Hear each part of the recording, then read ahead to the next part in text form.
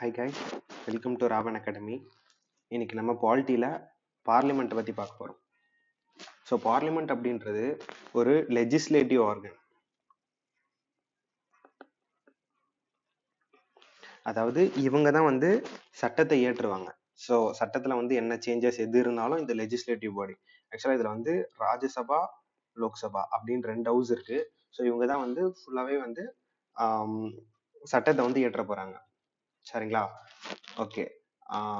இந்த parliamentary form of government, இந்த parliamentary form of கவர்மெண்ட்டை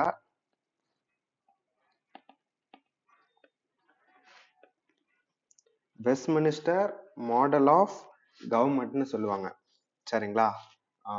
west minister model of government இதை நம்ம பிரிட்டிஷ்ட இருந்து டிராஃப்ட் பண்ணோம். ஸோ பார்லிமெண்டரி ஃபார்ம் ஆஃப் கவர்மெண்ட்டை நம்ம யுனைடெட் கிங்டம், ஸோ அவங்க கிட்ட இருந்தா நம்மளோட டிராஃப்டிங் கமிட்டி பாரோ பண்ணாங்க. சரிங்களா? ஓகே. ஸோ பார்ட் ஃபைவ்னா என்னன்னா யூனியன் கவர்மெண்ட் பத்தி பார்ட் 5ல பேசியிருப்பாங்க. இந்த பார்ட் 5 கீழே தான் இந்த பார்லிமெண்ட் வரும். சரிங்களா? ஸோ ஆர்டிகல் 79ல இருந்து ஆர்டிகல் 122 இதுக்குள்ளதான் ஸ்பெசிபிக்கா பார்லிமெண்ட்டை பத்தி பேசியிருப்பாங்க. சரிங்களா? ஓகே. இப்போ பார்லிமெண்ட் அப்படின்னு சொன்னோம்னா நமக்கு மைண்ட்ல வர்றது இந்த லோக்சபா அண்ட் ராஜ்யசபா மட்டும்தான். பட் பார்லிமெண்ட் அப்படின்னா Lok Sabha, Rajya Sabha plus president. So பிரசிடென்ட்டும் integral part of parliament. ஏன் அப்படின்னா இப்போ என்னமோ ஒரு பில் பாஸ் பண்றாங்க அப்படின்னா ஃபர்ஸ்ட் லோக்சபால பாஸ் ஆகி அடுத்து ராஜ்யசபால பாஸ் ஆகுதுன்னா அண்ட் நெக்ஸ்ட் பிரசிடென்ட் அதுக்கு சைன் போட்டா மட்டும்தான் அது ஆக்டா சேஞ்ச் ஆகும். அது வரையும் இட்ஸ் ஜஸ்ட் அ பில், அவ்வளவுதான். ஸோ பிரசிடென்ட் அங்க சைன் போட்டா மட்டும்தான் அது ஆக்டா சேஞ்ச் ஆக போகுது. சரிங்களா? ஸோ பார்லிமெண்ட் அப்படின்னா Lok Sabha plus Rajya Sabha including president. So இந்த கம்போசிஷனை பார்லிமெண்ட் அப்படின்னா Lok Sabha, Rajya Sabha plus president. So இதை பத்தி பேசுற ஆர்டிகல் ஆர்டிகல் 79. ஸோ ஆர்டிகல் 79ல என்ன சொல்லியிருப்பாங்க அப்படின்னா பார்லிமெண்ட் அப்படின்றது லோக்சபா, ராஜ்யசபா இன்க்ளூடிங் பிரசிடென்ட் அப்படின்னு சொல்லியிருப்பாங்க. சரியா? ஓகே. லோக்சபாக்கு இன்னொரு நேம் இருக்கு. இதை லோயர் ஹவுஸ் அப்படி இல்லைன்னா ஹவுஸ் ஆஃப் பீப்புள் என்னவாங்க. சரியா? ஸோ அதே போல ராஜ்யசபாக்கு இன்னொரு நேம் அப்பர் ஹவுஸ் அப்படி இல்லைன்னா council of states, council of states அப்படின்வாங்க. ஸோ ராஜ்யசபா ஸ்டேட்டை ரெப்ரசன்ட் பண்றது, லோக்சபா பீப்புளை ரெப்ரசன்ட் பண்றது. சரிங்களா? ஓகே. இப்போ கம்போசிஷனுக்கு போயிடுவோம். So composition of Rajya Sabha. So article 80ல ராஜ்யசபாவோட கம்போசிஷனை பத்தி பேசியிருப்பாங்க. சரியா? ஓகே. இப்போ ராஜ்யசபாவோட மேக்சிமம் ஸ்ட்ரென்த் 250. ஸோ ராஜ்யசபால 250 பேர் தான் மேக்சிமமா இருக்க முடியும். அதுல 238 are to be representative of states and union territory. சரிங்களா? ஸோ 238 பேர் ஸ்டேட்ஸையும் யூனியன் டெரிட்டரியும் ரெப்ரசன்ட் பண்ணுவாங்க. And 12 members are nominated by the president. இதுல 12 பேர் பிரசிடென்ட் நாமினேட் பண்ணுவாரு. சரிங்களா? ஸோ அதை பத்தி நம்ம டீட்டெயிலா பார்ப்போம். ஃபர்ஸ்ட் இந்த 238ல 233 தான் எக்ஸாக்டா ஸ்டேட்ஸ் அண்ட் யூனியன் டெரிட்டரியில இருந்து இருப்பாங்க. அண்ட் இந்த 5 வேக்கண்டா தான் இருக்கும். சரிங்களா? அது ஏன் வேக்கண்டா இருக்கு அப்படின்ட்டு நான் சொல்றேன் பின்னாடி. சரியா? ஸோ 233 தான் எக்ஸாக்டா இருப்பாங்க. பிளஸ் 5 வேக்கண்டா இருக்கும். Plus 12 nominated by president. So இதுதான் எக்ஸாக்டா ராஜ்யசபாவோட கம்போசிஷன். சரிங்களா? ஓகே. ஆக்சுவலா ஃபோர்த் ஷெட்யூல் 4ல இந்த allocation of seats of Rajya Sabha பத்தி பேசியிருப்பாங்க. சரிங்களா? So allocation of seats of Rajya Sabha எப்படி இருக்கும் அப்படின்றது ஷெட்யூல் 4ல இதை பத்தி பேசியிருப்பாங்க. சரிங்களா? அண்ட் இதோட கம்போசிஷன், அதாவது எப்படி இந்த 233 பேர் தேர்ந்தெடுக்கப்படுவாங்கன்னா basis of population. So population நிறைய இருக்க ஸ்டேட்ல நிறைய பேர் வருவாங்க. சரிங்களா? ஐ மீன் இப்போ ஃபார் எக்ஸாம்பிள் உத்தரப்பிரதேசம் நிறைய பேர் இருக்காங்க அப்படின்னா உத்தரப்பிரதேசோட பாப்புலேஷன் நிறைய இருக்குன்னா அங்க நிறைய ரெப்ரசன்டேட்டிவ் ஆஃப் ராஜ்யசபா இருப்பாங்க. சரிங்களா? ஐ திங்க் 31 மெம்பர்ஸ், இதுதான் ஹையஸ்ட். உத்தரப்பிரதேஷ்ல வந்து 31 பேர். ஸோ தமிழ்நாட்டுல வந்து ஒரு 7 crore பாப்புலேஷன் இருக்குன்னா அதுக்கேத்த மாதிரி தான் இருக்கும். சரிங்களா, ரெப்ரசன்டேட்டிவ். ஸோ எப்படி ரெப்ரசன்ட் பண்றாங்கன்னா on the basis of population. சரிங்களா. அதுக்கப்புறம் மொத்தம் 8 யூனியன் டெரிட்டரி இருக்கா, இந்தியால 8 யூனியன் டெரிட்டரி இருக்கா. அதுல Delhi, Puducherry and Jammu and Kashmir, only 3 union territories are representing in Rajya Sabha. சரிங்களா. இந்த 3 ஸ்டேட்ல, இந்த 3 யூனியன் டெரிட்டரியில இருந்து மட்டும்தான் ஃபர்ஸ்ட் வந்து டெல்லி, புதுச்சேரி, ஜம்மு அண்ட் காஷ்மீர், இது மூணுத்துல இருந்து மட்டும்தான் ரெப்ரசன்ட் பண்றாங்க. சரிங்களா. அதர் 5 யூனியன் டெரிட்டரிஸ் வந்து they are too small to have any representative. சரிங்களா. அதோட பாப்புலேஷன் வந்து ரொம்ப கம்மியா இருக்கிறதால அங்க இருந்து ரெப்ரசன்டேட்டிவே இல்ல. சரியா. அதுக்கப்புறம் இந்த 12 நாமினேட்டட் மெம்பர்ஸ் பாத்தீங்க அப்படின்னா they should have special knowledge in art, literature, science, அதுக்கப்புறம் சோஷியல் சர்வீஸ். ஸோ இதெல்லாம் வந்து அவங்க சிறந்து இருக்கணும். சரிங்களா. ஃபார் எக்ஸாம்பிள் சச்சினுக்கு வந்து இந்தியன் நேஷனல் காங்கிரஸ் அவங்களோட பீரியட்ல அவருக்கு வந்து ராஜ்யசபா எம்பி சீட் கொடுத்தாங்க. அது வந்து ஆர்ட் பேசிஸ்ல, அவர் வந்து அந்த ஸ்போர்ட்ஸ் அப்படின்றது வந்து ஆர்ட் கீழே வருது. ஸோ இந்த பேசிஸ்ல வந்து அவருக்கு கொடுத்தாங்க. சரிங்களா. இதுல யூனிக்னஸ் என்னன்னா சச்சின் தான் வந்து youngest Bharat Ratna awardee. So இந்தியாவோட உயரிய விருதான பாரத ரத்னா வந்து பெற்ற யங்கஸ்ட் பர்சன் வந்து சச்சின் தான். And also the first sports person. இதுக்கு முன்னாடி தயான் சந்த் கூட கொடுக்கல. சரிங்களா. ஸோ கிரிக்கெட்ல வேர்ல்டுலயே ஒன் ஆஃப் த பெஸ்ட் பிளேயர்ஸா இருந்ததால இவருக்கு வந்து பாரத ரத்னா கொடுத்திருப்பாங்க. சரிங்களா. அண்ட் இன்னும் கௌரவிக்கணும் அப்படின்ட்டு தான் வந்து அவருக்கு வந்து ராஜ்யசபா எம்பி சீட்டை கொடுத்திருப்பாங்க. சரியா. ஓகே. அடுத்து வந்து கம்போசிஷன் ஆஃப் லோக்சபா. இதை வந்து ஆர்டிகல் 81ல இந்த கம்போசிஷனை பத்தி பேசியிருப்பாங்க. சரியா. Okay. Maximum strength of Lok Sabha வந்து 552. அதுல 530 members are to be representative of states. So 530 பேர் வந்து ஸ்டேட்டு, 20 பேர் வந்து ரெப்ரசன்டேட்டிவ் ஆஃப் யூனியன் டெரிட்டரி, அதுக்கப்புறம் வந்து 2 ஆங்கிலோ இந்தியன். ஸோ இதை வந்து பிரசிடென்ட் வந்து நாமினேட் பண்ணுவாரு. சரிங்களா. இதுதான் கம்போசிஷன். இந்த 20ல 13 பேர் தான் யூனியன் டெரிட்டரி வந்து ரெப்ரசென்ட் பண்ணுவாங்க. இந்த 7 வந்து வேகண்டா இருக்கும். சரிங்களா. நம்ம இதுல 5 பார்த்தோம்ல, ஐ மீன் ராஜ்யசபால 5 வந்து வேகண்டா இருக்கும், 5 சீட் வந்து வேகண்டா இருக்கும் பார்த்தோம். இது ஏன் வேகண்டா விடுறாங்கன்னா ஃபியூச்சர்ல இந்தியா ஏதோ ஒரு கண்ட்ரியை போய் அட்டாக் பண்ணி அதை வந்து எப்படி சொல்றது ஆக்கிரமிக்கலாம். ஸோ ஃபார் எக்ஸாம்பிள் பக்கத்துல இருக்க நெய்பரிங் கண்ட்ரிஸ் கூட ஏதோ ஒரு இஷ்யூ வந்து அவங்க கிட்ட போருக்கு போயிட்டு இப்போ நம்ம வின் பண்ணிட்டோம் அப்படின்னா they are part of our country. So அப்போ வந்து நம்ம வந்து அந்த கண்ட்ரியை வந்து டேக் ஓவர் பண்ணிட்டோம். ஸோ அங்க வந்து அவங்களுக்கு சீட் கொடுக்கணும்ல. ஸோ ஃபார் எக்ஸாம்பிள் ஏதோ ஒரு பக்கத்துல இருக்க ஒரு கண்ட்ரியை போயிட்டு நம்ம பிடிக்கிறோம் அப்படின்னா அவங்களும் will become part of India. So அவங்களுக்கும் ஆக்சுவலா அப்ப ஸ்டேட் அப்படின்ற ஒரு அங்கீகாரம் கொடுக்க மாட்டாங்க. ஏதோ ஒரு கண்ட்ரியை வந்து நம்ம என்க்ரோச் பண்றோம்னா அவங்களுக்கு ஸ்டேட்ஸ் கொடுக்க மாட்டாங்க, யூனியன் டெரிட்டரி தான் கொடுப்பாங்க. ஏன்னா டைரக்டா வந்து சென்ட்ரல் கவர்மெண்ட் வந்து அவங்கள ஆட்சி பண்ணணும் அப்படின்றதான் வந்து ஒரு சென்ட்ரல் கவர்மெண்டோட மைண்ட் செட்டா இருக்கும். ஸோ யூனியன் டெரிட்டரி ஸ்டேட்டஸ் தான் கொடுப்பாங்க. ஸோ அதனால இங்க 7 வேகண்டா வச்சிருப்பாங்க. ஸோ அவங்களோட ரெப்ரசன்டேட்டிவ், அந்த புதுசா பிடிச்ச கண்ட்ரியோட ரெப்ரசன்டேட்டிவ் வந்து பார்லிமெண்ட்டுக்கு வரணும் அப்படின்ற ஒரு ரீசனுக்காக தான் ராஜ்யசபா லோக்சபால வந்து வேகண்டா வச்சிருக்கிறது. சரிங்களா. ஓகே. அதுக்கப்புறம் இன்னும் இம்பார்ட்டன்டா பார்க்க வேண்டியது என்னன்னா இந்த 2 ஆங்கிலோ இந்தியன், இதை வந்து 104th அமெண்ட்மெண்ட் 2020 இதுல வந்து ரிமூவ் பண்ணிடுவாங்க. சரிங்களா. இப்ப ரீசெண்டா 104th அமெண்ட்மெண்ட் போட்டு 2 ஆங்கிலோ இந்தியன் பிரசிடென்ட் நாமினேட் பண்ற ஒரு விஷயத்த வந்து எடுத்துருவாங்க. சரிங்க. அதே இதுக்கு இந்த 2 ஆங்கிலோ இந்தியன் அதாவது லோக்சபால மட்டும் கிடையாது, எஸ்எல்ஏ அப்படின்னு சொல்லுவாங்க, ஸ்டேட் லெஜிஸ்லேட்டிவ்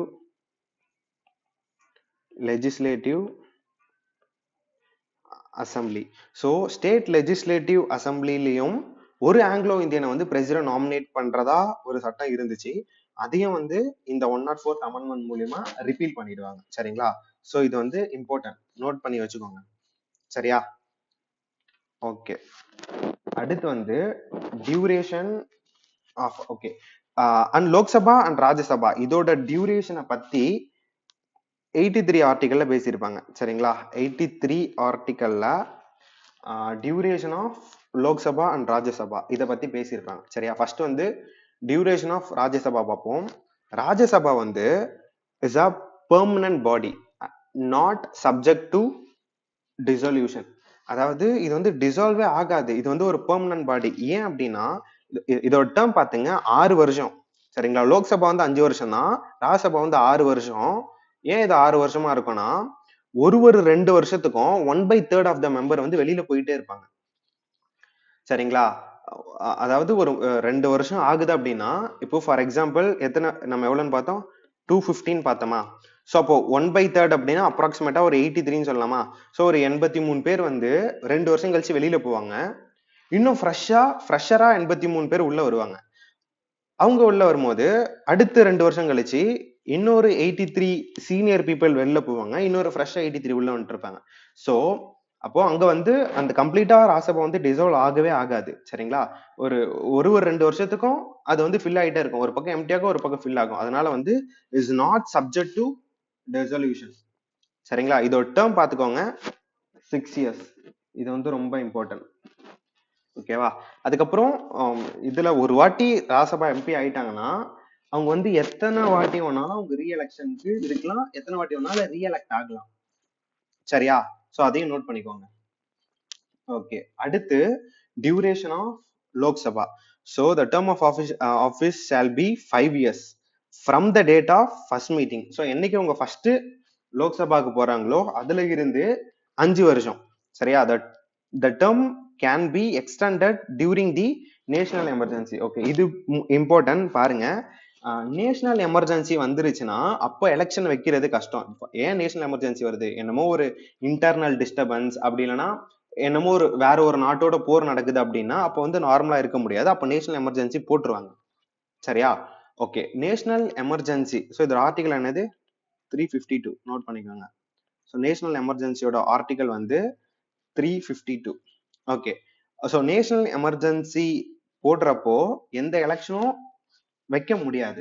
ஸோ அதனால term can be extended. National emergency அப்போ டேர்மை வந்து எக்ஸ்டெண்ட் பண்ணிக்கலாம்.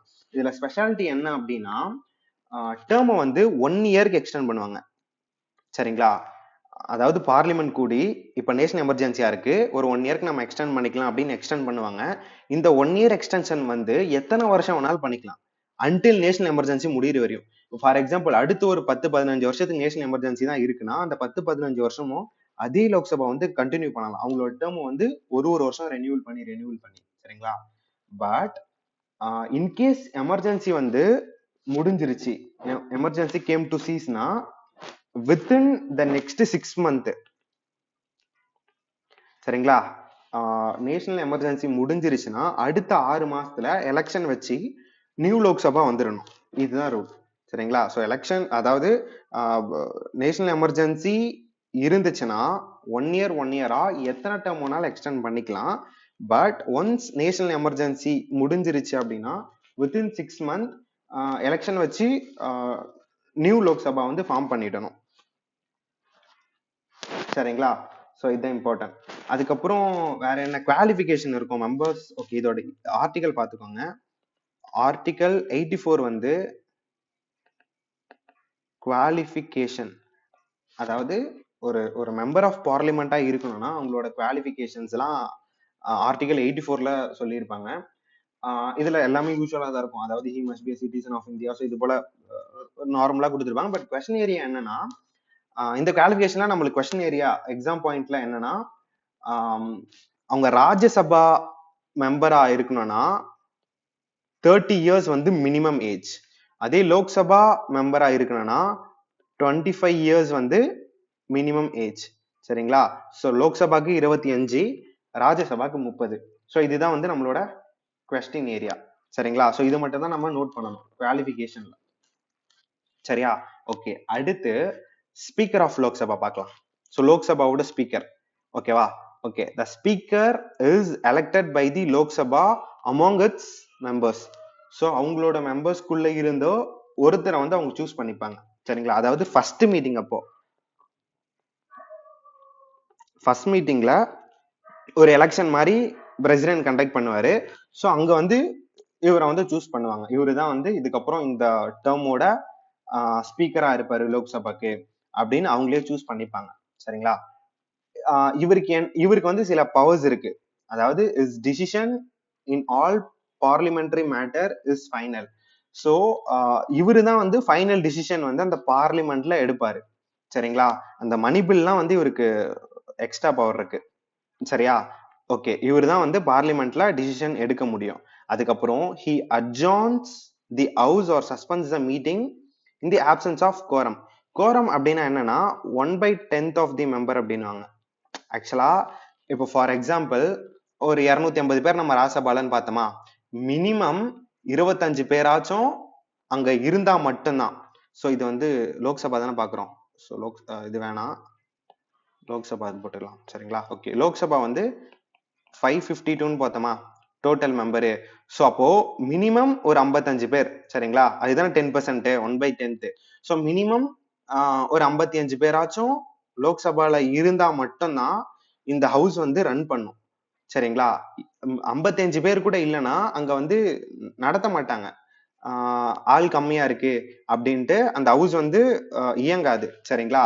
ஸோ அதுக்கு பேரு தான் வந்து குவரம் சொல்லுவாங்க. மினிமம் 1/10 ஆச்சும் இருக்கணும் ஹவுஸ் வந்து ஃபங்க்ஷன் பண்றதுக்கு, சரிங்களா? ஓகே, அட்ஜான்னா ஒத்தி வைக்கிறது. நாளைக்கு நாளைக்கு வந்து அவை கூடும் அப்படின்னு ஸ்பீக்கர் வந்து அனௌன்ஸ் பண்ணுவாரு, சரிங்களா? அது வந்து அட்ஜான் சொல்லுவாங்க, சரியா? அதுக்கப்புறம் it doesn't vote in the first instance but he can exercise a casting vote to resolve the deadlock. ஆக்சுவலா இதுல என்ன சொல்லியிருப்பாங்க அப்படின்னா, லோக்சபா ஸ்பீக்கரும் ஒன் ஆஃப் த மெம்பர்ஸ் தானே. 552 பேர் இருக்காங்கன்னா எப்படி அவங்கலாம் எம்பி எலெக்ஷன்ல நின்று உள்ள வந்தாங்களோ அதே போலதான் அவரும் வந்திருப்பாரு. ஸோ இப்போ என்னமோ ஒரு பில் வருது, அந்த பில் வந்து பாஸ் ஆகணும் அப்படின்னா எல்லாரும் ஓட் போடுவாங்க. ஃபேவரா ஓட் போட்டா அது பாஸ் ஆகும், இல்லைன்னா அகேன்ஸ்டா ஓட் போட்டா வந்து அது வந்து அபோலிஷ் ஆயிடும், சரிங்களா?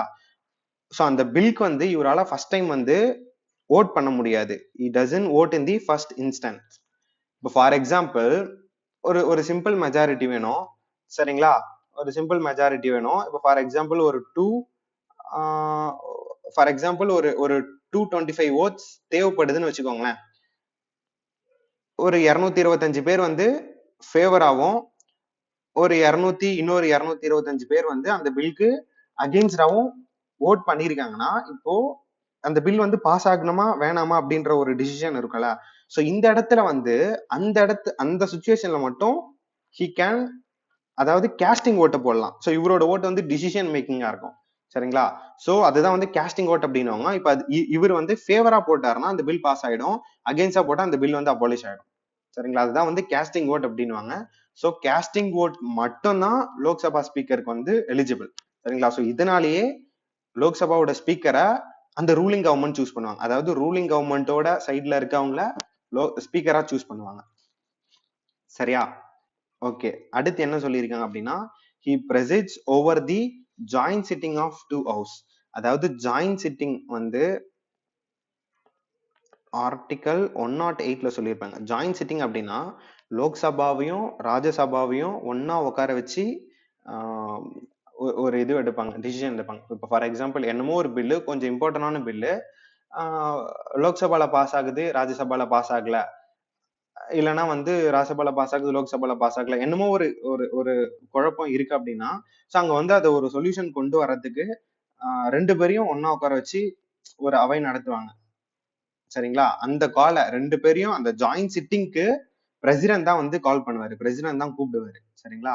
பிரசிடென்ட் கூப்பிடுவாரு, பட் அந்த அவையை லீட் பண்ண போறது யார் அப்படின்னா லோக்சபாவோட ஸ்பீக்கர், சரிங்களா? ஸோ ஜாயிண்ட் சிட்டிங்க இவரு தான் வந்து ப்ரெசிட் பண்ணுவாரு, சரிங்களா? ஸோ அதை பத்தி ஆர்டிகல் 108ல சொல்லியிருப்பாங்க, சரியா? ஓகே, அடுத்து he decides whether the bill is money bill or not. So money பில்லை பத்தி ஆர்டிகல் 110ல பேசியிருப்பாங்க. ஆர்டிகல் 110ல மணி பில் பத்தி பேசியிருப்பாங்க. சரியா? அதாவது லோக்சபா ஸ்பீக்கர் தான் ஆஹ், இந்த பில் வந்து மணி பில்லா இல்லையா அப்படின்னு சூஸ் பண்ணுவாரு. சரிங்களா? அவரோட டிசிஷன் தான் வந்து ஃபைனல். இதுல இம்பார்ட்டன்ட் என்னன்னா, in case if it is money bill, Rajya Sabha can't do anything. அதாவது ராஜ்யசபாக்கு வந்து பவர் கிடையாது மணி பில்ல. அவங்க வந்து பாஸ் பண்ணி தான் ஆகணும். அவங்க பாஸ் பண்ணாம வச்சிருந்தாங்கன்னா வித்தின் 14 டேஸ் அதுவும் ஆட்டோமேட்டிக்கா பாஸ் ஆயிடும். அண்ட் பிரசிடென்ட்டும் அதுக்கு வந்து அசன் கொடுத்து தான் ஆகணும். அவர் வந்து சைன் போட்டு தான் ஆகணும். அதை வந்து ரிஜெக்டோ இல்ல வந்து ரிட்டர்னோ அனுப்ப முடியாது. சரிங்களா? If it is money bill. So அதனால வந்து அதை சூஸ் பண்ற பவர் வந்து லோக்சபாவோட ஸ்பீக்கருக்கு தான் இருக்கு. சரிங்களா? அதுக்கப்புறம் he decides the question of disqualification of the members of Lok Sabha. அதாவது டிஸ்குவாலிஃபிகேஷன். இப்போ நீங்க ஆன்டி டிஃபெக்ஷன் லா பார்த்துருக்கோம்ல. அதாவது ஷெட்யூல் 10ல பேசியிருப்பாங்க. சரிங்களா? அதாவது 10th ஷெட்யூல்ல ஆன்டி டிஃபெக்ஷன், கட்சி தாவல் தடை சட்டம் அப்படின்னு சொல்லுவாங்க. சரிங்களா? தமிழ்ல ஒரு கட்சியில இருந்து இன்னொரு கட்சிக்கு தாவறது. ஸோ அதனால ஒரு கட்சியோட ஆட்சி கவுந்துட்டு இன்னொரு கட்சி வந்து ஆட்சிக்கு வர ரிஸ்க் இருக்கு. அதனால இதுக்கு வந்து ஒரு சட்டம் போட்டு அதை வந்து தடை பண்ணியிருப்பாங்க. சரியா? சோ அத வந்து அந்த டிசிஷன், இவர் வந்து ஒரு ஆன்டி டிஃபெக்ஷன்லால வந்து இவரை வந்து டிஸ்குவாலிஃபை பண்றோம் அப்படின்ற ஒரு டிசிஷனை வந்து லோக்சபா ஸ்பீக்கர் தான் எடுக்க முடியும். சரிங்களா? லோக்சபா ஸ்பீக்கர் தான் எடுக்க முடியும். பட் 1992 அப்போ சுப்ரீம் கோர்ட் வந்து இதுல தலையிட்டு திஸ் சப்ஜெக்ட், அதாவது இந்த விஷயம் வந்து சப்ஜெக்டட் டு ஜுடிஷியல் ரிவ்யூ அப்படின்னு தீர்ப்பு கொடுத்திருப்பாங்க. சரிங்களா? அதை வந்து ஜுடிஷியல் ரிவ்யூ பண்ணலாம். ஆக்சுவலா இப்பயும் லோக்சபா ஸ்பீக்கர் கேன், அதாவது அவர் வந்து டிஸ்குவாலிஃபை பண்ண முடியும் ஆன்டி டிஃபெக்ஷன் லா போட்டு. He can disqualify, but that is subjected to judicial review. சரிங்களா? அப்படின்ட்டு 1992ல சுப்ரீம் கோர்ட் வந்து ஒரு வேர்டிக் கொடுத்திருப்பாங்க. சரியா? இதை வந்து நம்ம நோட் பண்ணிக்கிறோம். ஏன்னா லோக்சபா ஸ்பீக்கர் வந்து ரூலிங் கவர்மெண்ட்டுக்கு சைடா இருந்தாங்கன்னா அவங்க வந்து மத்த கட்சியில இருக்கவங்கள வந்து வேணும்னே ஆன்டி டிஃபெக்ஷன் லா போட்டு காலி பண்ணலாம். சரிங்களா? சோ அந்த ரிஸ்கால இந்த சட்டத்தை கொண்டு வந்திருப்பாங்க. அதுக்கப்புறமா இன்னும் என்னன்னா, நிறைய பார்லிமெண்டரி கமிட்டி இருக்கும். சரிங்களா? For example estimate committee, business advisory committee. So இது போல வந்து நிறைய கமிட்டி இருக்கும். அந்த எல்லா கமிட்டியோட சேர்மேனையும் அப்பாயிண்ட் பண்றது வந்து லோக்சபாவோட ஸ்பீக்கர் தான். சரியா? அதையும் நோட் பண்ணிக்கோங்க. அதுக்கப்புறம் okay, business advisory committee. Business advisory committee. Second வந்து ரூல்ஸ் கமிட்டி. தேர்ட் வந்து ஜெனரல் பர்பஸ் கமிட்டி. சரிங்களா? ஃபர்ஸ்ட் வந்து பிசினஸ் அட்வைசரி கமிட்டி, செகண்ட் வந்து ரூல் கமிட்டி, தேர்ட் வந்து ஜெனரல் பர்பஸ் கமிட்டி. இது மூணுத்தோட சேர்மனா யார் லோக்சபாவோட ஸ்பீக்கரா இருக்காங்களோ அவங்க தான் இருப்பாங்க. சரிங்களா? ஆட்டோமேட்டிக்கா யார் வந்து லோக்சபாவோட ஸ்பீக்கரா இருக்காங்களோ அவங்க வந்து இந்த மூணு கமிட்டியோட சேர்மனா இருப்பாங்க. சரியா? ஓகே. பட் ஆனா பிரிட்டிஷ்ல எல்லாம் பாத்தீங்கன்னா ஸ்பீக்கர் வந்து நான் பார்ட்டி மெம்பரா இருக்கணும். அவர் வந்து எந்த பார்ட்டிலயுமே இருக்கக்கூடாது. சரிங்களா? அப்போசிஷன் கிடையாது, எந்த பார்ட்டிலயுமே இருக்கக்கூடாது. சரிங்களா? பட் இந்தியால வந்து இப்படி இருக்கு. சரிங்களா? ஓகே. அதுக்கப்புறம் வந்து இம்பார்ட்டன்ட் வந்து அவரோட ரிமூவல் ப்ரொசீஜர். சரிங்களா? Okay. If he ceases to be member of Lok Sabha, அதாவது அவர் வந்து லோக்சபாவோட மெம்பரா டிஸ்குவாலிஃபை ஆயிட்டாருன்னா அவர் வந்து ஆட்டோமேட்டிக்கா லோக்சபாவோட ஸ்பீக்கர்ல வந்து வெளில வந்த மாதிரி. சரிங்களா? இல்லைன்னா அவர் ரிசைன் பண்ணிட்டு டெபுட்டி ஸ்பீக்கருக்கு அவரோட இதுவை கொடுத்துட்டாரு அப்படின்னா, ஐ மீன் அவரோட ரிசைனேஷன் வந்து டெபுட்டி ஸ்பீக்கர்கிட்ட தான் கொடுத்துட்டு போனோம். ரிசைன் பண்ணிட்டாருன்னா டெபுட்டி ஸ்பீக்கர் வந்து இவரோட ரோலை வந்து பிளே பண்ணுவாரு. சரிங்களா? ஸோ இன்கேஸ் அவரே ரிசைன் பண்ணிட்டாருன்னா, அதுக்கப்புறம் இம்பார்ட்டன்ட் வந்து removed by the resolution passed by majority of all the houses of Lok Sabha. So இங்க என்னன்னா, ஆக்சுவலா இதை வந்து அப்சல்யூட் மெஜாரிட்டின்னு சொல்லுவாங்க. அப்சல்யூட் மெஜாரிட்டி அப்படின்னாங்க. சரிங்களா? ஃபர்ஸ்ட் வந்து 3 டைப்ஸ் ஆஃப் மெஜாரிட்டி இருக்கு. Simple majority, absolute majority, special majority. சரிங்களா? அதாவது சிம்பிள் மெஜாரிட்டி அப்படின்னா என்னன்னா 1/2 1/2 of the people who are present. சரிங்களா? இப்போ ஃபார் எக்ஸாம்பிள், இப்போ நீங்க லோக்சபால வந்து 552 சரிங்களா? இதுல வந்து 276 தான் வந்து 1/2. சரியா? பட் ஆனா அன்னைக்கு 500 பேர் தான் பிரசன்ட்னு வச்சுப்போம். சரிங்களா? அப்போ 500 பேர் பிரசன்ட்னா அதுல 1/2 இருந்தா போதும் சிம்பிளுக்கு. So 250 plus 1 1/2 plus 1. சரிங்களா? அதாவது பிரசண்டா இருக்கிறது 500 பேர் தான்.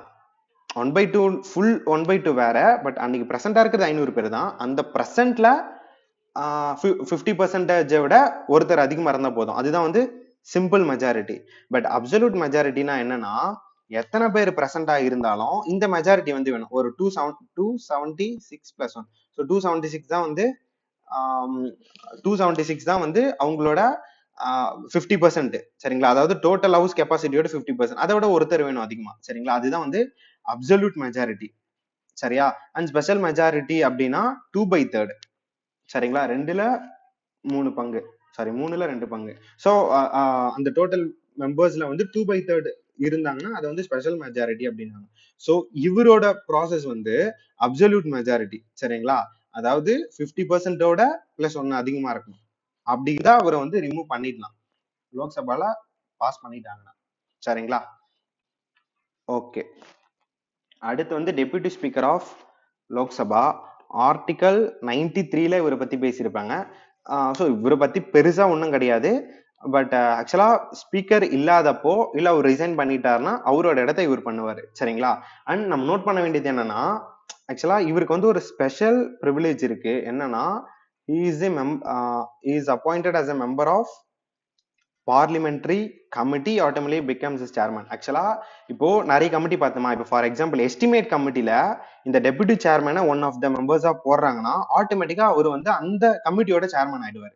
ஸோ அது போல பார்லிமெண்ட்ல இருக்க எந்தெந்த கமிட்டிக்கெல்லாம் இந்த டெபுட்டி ஸ்பீக்கரை மெம்பரா போடுறாங்களோ அந்தந்த கமிட்டிக்கெல்லாம் அவர் ஆட்டோமேட்டிக்கா சேர்மனா ப்ரொமோட் ஆயிடுவாரு. ஸோ அந்த ஸ்பெஷல் ப்ரிவிலேஜ் மட்டும் இவருக்கு இருக்கு. சரிங்களா? ஸோ அதுக்கு மேல கொஸ்டின் ஏரியா எதுவும் இல்லை அவரை பத்தி பாக்குறது. சரிங்களா? ஓகே.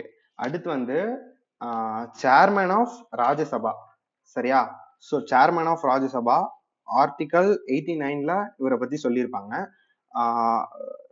வைஸ் பிரசிடென்ட், அதாவது யாரு வந்து இந்தியாவோட வைஸ் பிரசிடென்டா இருக்காங்களோ அவரு தான் வந்து ex officio chairman of Rajya Sabha. சரிங்களா? ஸோ சேர்மன் ஆஃப் ராஜ்யசபா அப்படின்றது வந்து வைஸ் பிரசிடென்ட் சிம்பிளி. சரிங்களா? ஓகே. ஸோ இதே போல இவருமே ஃபர்ஸ்ட் இன்ஸ்டன்ஸ்ல வந்து ஓட் பண்ண முடியாது. இவருமே எப்படி சொல்றது லோக்சபாவோட ஸ்பீக்கர் மாதிரி அந்த கேஸ்டிங் ஓட்டு தான் வந்து பண்ண முடியும். ஈக்குவல் ஆயிடுச்சு அப்படின்னா கேஸ்டிங் ஓட் மட்டும்தான் வைஸ் பிரசிடென்டால, அதாவது எக்ஸ் அஃபிஷியோ சேர்மன் ஆஃப் ராஜ்யசபாவால பண்ண முடியும். சரியா? Okay. Chairman of Rajya Sabha can be removed. என்னன்னா இவர் வந்து வைஸ் பிரசிடென்டா வந்து இவர் இம்பீச் பண்ணிட்டாங்கன்னா மட்டும்தான் இவர் வந்து ராஜ்யசபாவோட சேர்மனா இருக்க மாட்டார். அது வரையும் இவர் வந்து ராஜ்யசபாவோட சேர்மன் தான். சரியா? சோ நம்ம ராஜ்யசபாவோட சேர்மனுக்கும் லோக்சபாவோட ஸ்பீக்கருக்கும் இருக்க டிஃபரன்ஸ் என்னன்னா மணி பில்லா இல்ல அப்படின்றது வந்து சூஸ் பண்றது வந்து ஸ்பீக்கர் ஆஃப் லோக்சபா தான். சரிங்களா? சோ ஸ்பீக்கர் ஆஃப் லோக்சபா தான் வந்து மணி பில்லா இல்லையான்னு சூஸ் பண்ணுவாரு. ஜாயிண்ட் சிட்டிங்ல லோக்சபாவோட ஸ்பீக்கர் தான் வந்து ப்ரிசைட் பண்ணுவாரு. சரிங்களா? சோ ப்ராபப்ளி லோக்சபாவோட ஸ்பீக்கருக்கு தான் கொஞ்சம் வந்து பவர் அதிகம் கம்பேர் பண்றப்போ. சரிங்களா? ஓகே. அடுத்து டெபுட்டி சேர்மன் ஆஃப் ராஜ்யசபா அதெல்லாம் இம்பார்ட்டன்ட் எதுவும் கிடையாது. சரிங்களா? சோ அதுவும் ஆர்டிகல் 89ல தான் வந்து பேசியிருப்பாங்க chairman and deputy chairman of Rajya Sabha பத்தி. சோ இதோட இந்த கிளாஸை முடிச்சுப்போம். அடுத்த கிளாஸ்ல வந்து பார்லிமெண்ட்டை பத்தி இன்னும் கொஞ்சம் டீப்பா பார்க்கலாம். சரிங்களா? தேங்க்யூ.